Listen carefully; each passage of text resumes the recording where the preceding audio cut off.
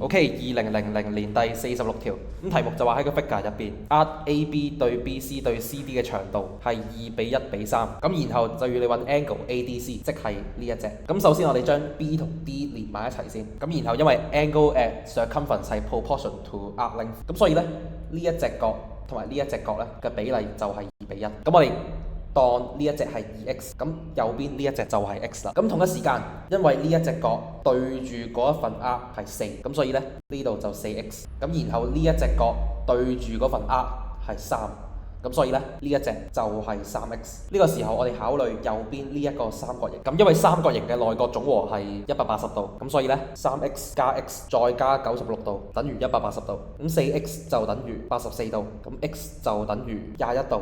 咁因為 ADC 呢一隻角係 3x， 咁所以咧 ADC 就等於3乘 x， 即係3乘21度，咁就等於63度。所以答案就係 C 啦。